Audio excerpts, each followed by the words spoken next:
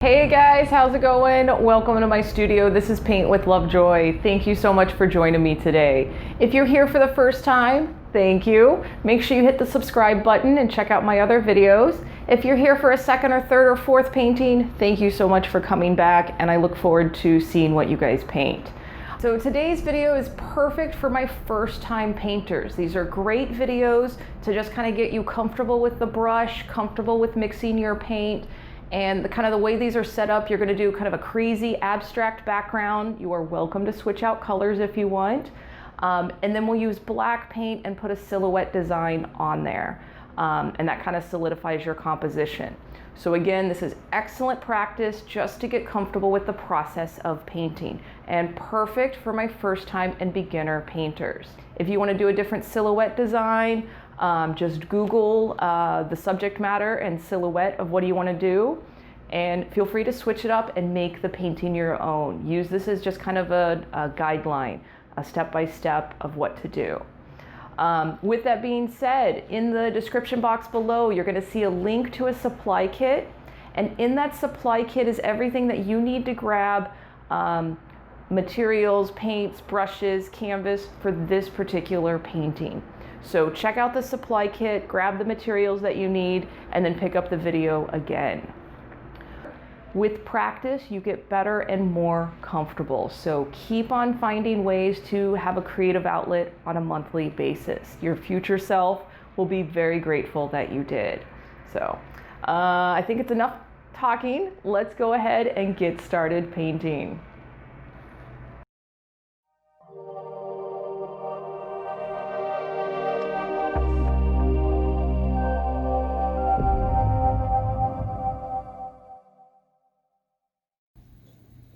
Alright guys, this is going to be another fun silhouette painting, so grab your supplies, make sure you turn on your favorite music, and as always, make sure you take your progress photos. So for today's painting, we are actually going to start with our light lemony yellow color, so it's going to be white with some yellow. And your call how much yellow. I actually use quite a bit in here, but if you want to go a little lighter, go right ahead. And we're basically going to fill in the bottom, probably 3 or 4 inches of the canvas. And if you are using student grade paint, I do recommend that you apply it a little bit thicker, just so that way your blending will be a little bit easier. So here we go, got a little bit of extra yellow in there. And then that yellow and white mixture, I'm adding some red to it. And you saw where I even added a little bit more yellow. So you get your call as to, how intense of an orange you want here. And as you apply it to the canvas, you are overlapping that lemony yellow color, and the two are kind of blending together. And this is called wet on wet blending. Now you can see I actually just added a little bit more red. And if you are holding your breath, make sure you take a deep breath and relax. You're doing a great job. And as you can actually see here, I'm applying it kind of thin. So I do recommend that you guys apply your paint a little bit thicker. And here I tried the red and blue. I did not like that. So I do recommend doing the red and purple mixture that I'm doing right now. Sometimes that happens, that you'll mix a color and go, that's not quite right. You don't have to use it. You can use a different color.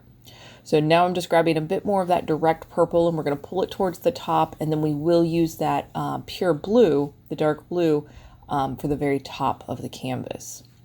Now with this painting and any painting that I teach, you are full permission to change colors if you prefer more of a sunset or you want more pinks or different colors.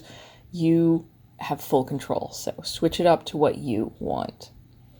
And now just grabbing that blue, kind of thick, putting it on there, and I did right after adding the purple, moved right into the blue, so I'm blending the two on canvas and overlapping them a little bit.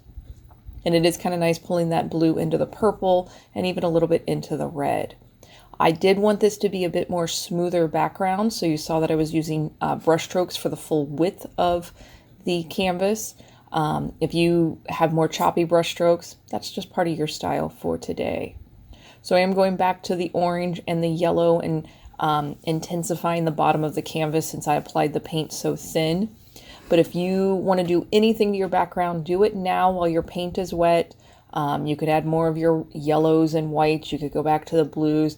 But like I said, do everything now before you move into the next step. And I do recommend that you fully let your background dry before we add the stars and before we add the black silhouette of the design. So for the stars, you saw that I'm grabbing the big brush, a good amount of water on the plate, and then adding a little bit of white paint to it. You do want this really soupy and really milky. And then you can see where I'm using another brush and just kind of tapping it and allowing the drips to fall. This is a really fun kind of process, so you'll find your own groove with it.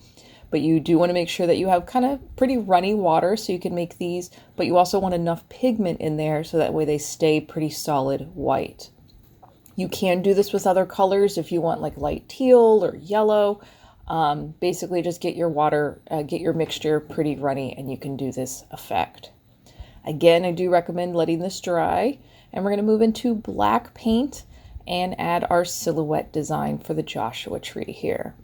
So here, just kind of laying the base ground on there, applying the paint pretty thick so it is nice and opaque coverage.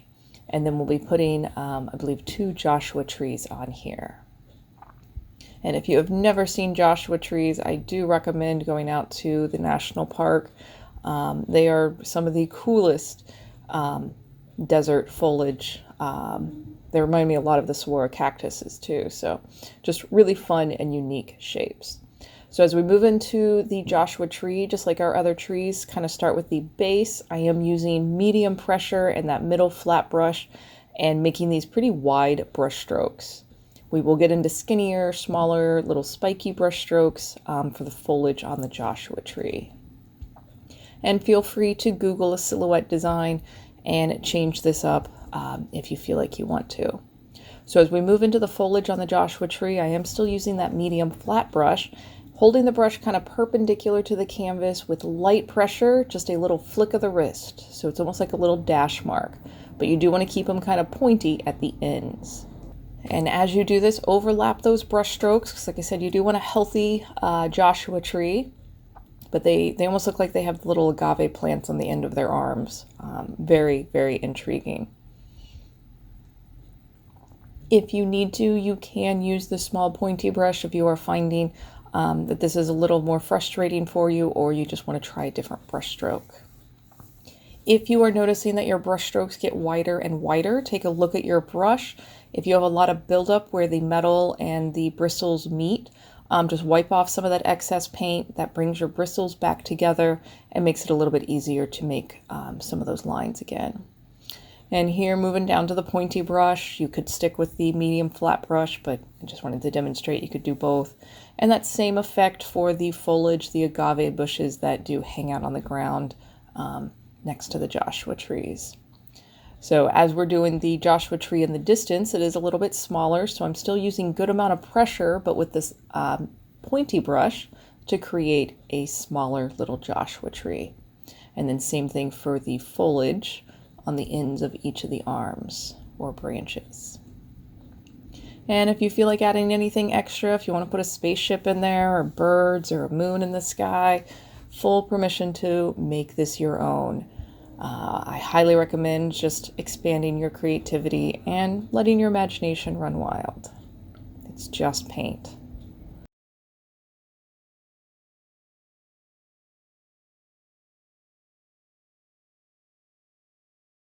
All right, and this part is completely optional.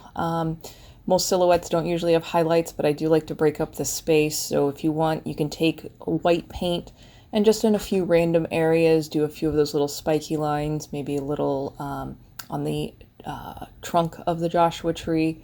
But again, completely optional. If you like where your painting is, you do not have to add this. And if you choose to add this and later don't like it, just paint back over it with black.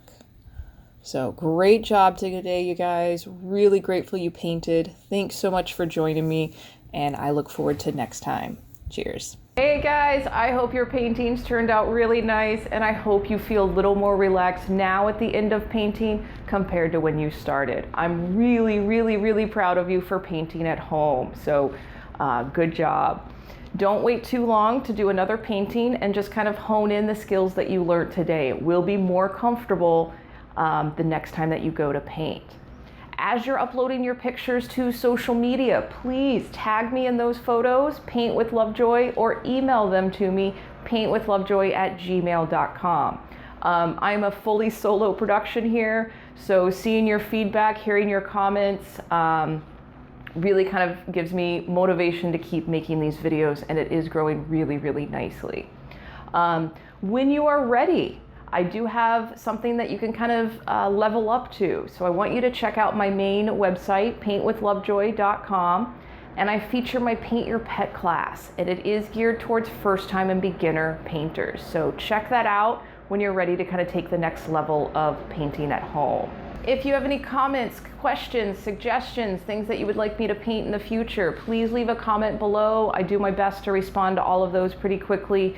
And like I said earlier, your feedback is definitely keeping me going and keeping me make more videos. So it is your support that's making this happen. So yeah, thanks again for taking time out of your day to paint with me. I'm honored, truly grateful that you're finding a lot of help in these videos and enjoying the process of painting. So until next time, cheers.